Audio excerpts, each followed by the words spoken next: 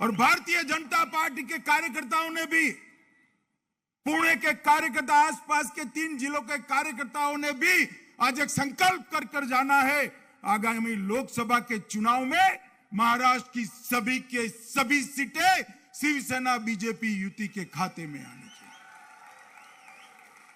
मित्रों, चुनाव में हार होता है, पराजय होता है, जीत होती है, विजय होता है, परंतु जो लोग धोखा देते हैं ना, उनको कभी बख्शना नहीं चाहिए, वरना धोखा करने वालों की हिम्मत बढ़ती है। कल मैंने शिंदे जी का भाषण सुना, प्रेस कॉन्फ्रेंस सुना। एक पत्रकार ने पूछा कि धनुष बाण आपको मिल गया? उन्होंने कहा ना, धनुष बाण एनसीपी कांग्रेस के यहां गिरो रखाए थे, मैं छुड़ा कर ले आया हूं। हमारी छोड़िए, इन्होंने बाला साहब की विचारधारा और शिव सैनिकों के साथ भी धोखा किया था। आज दूध का दूध, पानी का पानी हो गया है। मैं आज पुणे के सभी कार्यकर्ताओं को अपील करने के लिए आया हूं। हम सब 1950 से राजनीति में एक मिशन लेकर हम राजनीति के अंदर निकले हुए लोग हैं। दीनदयाल जी ने हमारे सामने 2 लक्ष्य रखे थे, सुरक्षित और समृद्ध भारत और अंत्योदय।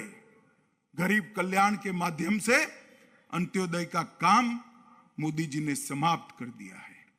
बहुत आगे बढ़ चुके हैं, वापिस आने की कोई जगह नहीं है। भारत को वो सुरक्षित भी बना चुके हैं और अब भारत को समृद्ध बनाने की बारी है।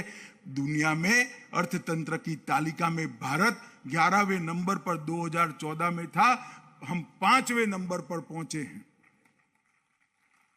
बजा ली तालियां। अब मैं बताता हूं, फिर से जोर से बजाइएगा। मैं एक बात बताने जा रहा हूं।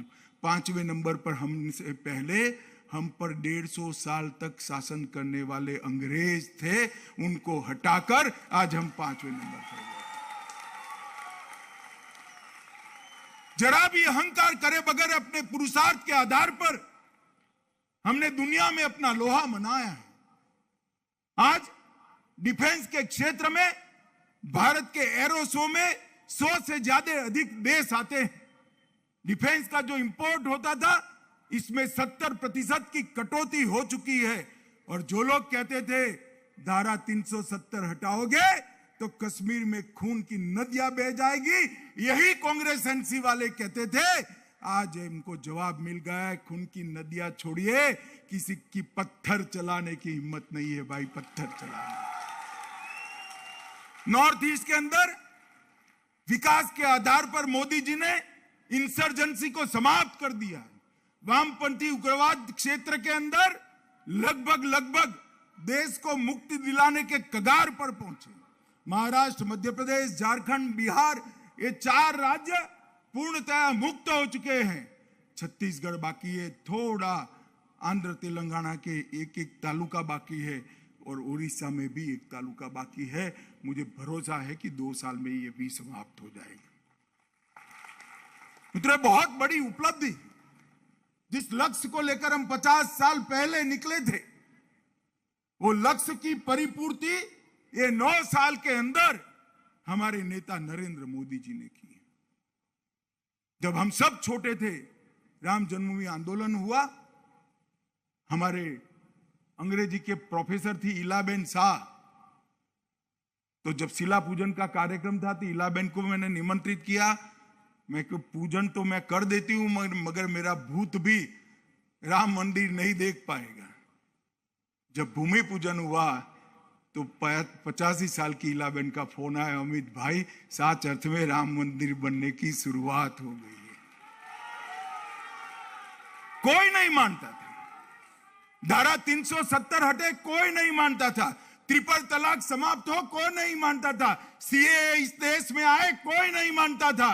इस देश के अंदर भाजपा की सरकार है, कॉमन सिविल कोड बनाने की दिशा में आगे जाए, कोई नहीं मानता था। सारे हमारे वैचारिक आधार को पूर्ण करने का काम नरेंद्र मोदी जी ने किया है, भारतीय जनता पार्टी ने किया है। मगर अभी भी मिशन अधूरा है। मैं पार्टी के राष्ट्रीय कार्यकारिणी में उड़ीसा में भुवनेश्वर में मैंने कहा था कि 5-10 साल में भारत को महान बनने की प्रक्रिया नहीं होती, 30 साल तक पंचायत से लेकर पार्लियामेंट तक भारतीय जनता पार्टी आती है, तभी भारत माता को विश्व गुरु के स्थान पर हम बैठा हुआ देख सकते हैं। मित्रों, हमारे सामने एक लक्ष्य है, इस देश को हर क्षेत्र के अंदर सर्वप्रथम करना, दुनिया में सर्वप्रथम करना। वो लक्ष्य की परिपूर्ति के लिए हम राजनीति में आए हैं। किसी की तरह सत्ता प्राप्त करने के लिए पिताजी के सिद्धांतों, पार्टी के सिद्धांतों और पार्टी के कार्यकर्ता को धोखा देकर मुख्यमंत्री बनने के लिए हम नहीं आए। हम भारत माता को परम वैभव पर ले जाने के लक्ष्य के लिए आए हैं। और मैं बताता हूं आपको, 2024 का चुनाव भारतीय जनता पार्टी ने बड़ी शिद्दत के साथ, अच्छी रणनीति के साथ और परिश्रम की पराकाष्ठा के साथ लड़ना है। आज 3 जिले के कार्यकर्ता यहां है, सभी संकल्पवान होकर जाए कि महाराष्ट्र की एक भी सीट किसी के भी अकाउंट में नहीं जाएगी। सभी के सभी सीटें भारतीय जनता पार्टी और शिवसेना का गठबंधन जीतेगा। अगर हमें संकल्प करते हैं और संकल्प की सिद्धि के लिए कठोर परिश्रम के लिए प्रतिज्ञित होते हैं, तो मैं आपको बताता हूं, मोदी जी का करिश्माई नेतृत्व ऐसा है जिसने 2 बार हमें पूर्ण बहुमत दिया, 1 बार 2/3 बहुमत दिया। मोदी जी के नेतृत्व में तीसरी बार भी पूर्ण बहुमत की 2/3 बहुमत की सरकार बन सकती है। हमने इस दिशा में आगे बढ़ना है। आज चुनाव कैसे लड़ना, क्या लड़ना, ये कहने का समय नहीं है, मगर हम सब कार्यकर्ता एकजुट हो जाए, एक दिशा में चले, एक लक्ष्य लेकर चले और मोदी जी के नेतृत्व में भारत को परम वैभव के लक्ष्य की दिशा में ले जाने के लिए चले। तो मुझे विश्वास है मित्रों, हमारे जीते जी भारत माता को हम विश्व गुरु के स्थान पर बैठा हुआ देख पाएंगे और हमारे पुरखों ने सालों से जो सपना संजोया था उसको सफल होते हुए देखेंगे। शहीद भगत सिंह, खुदीराम बोस, तात्या टोपे और लक्ष्मी रानी ने जो स्वप्न देखा था, वो स्वप्न को हम सिद्ध कर पाएंगे मित्रों। और भारतीय जनता पार्टी का यही मिशन है। एकनाथ शिंदे जी और देवेंद्र जी दोनों मिलकर एक करप्ट सरकार की जगह लोकाभिमुख सरकार देने का काम किए हैं। ये दोनों के नेतृत्व में महाराष्ट्र में चुनाव लड़ना है, मोदी जी के नेतृत्व में देश में चुनाव लड़ना है और हमें विजय प्राप्त करनी है। मुझे बताइए, आप लोग चुनाव के विजय तक कठोर परिश्रम करने के लिए तैयार है क्या?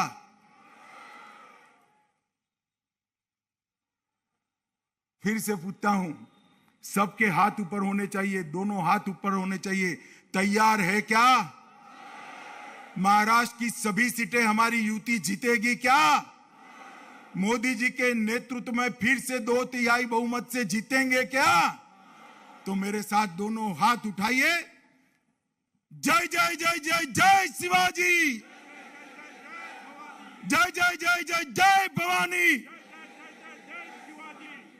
शिवाजी महाराज की, भारत माता की, भारत माता की, भारत माता की, वंदे मातरम।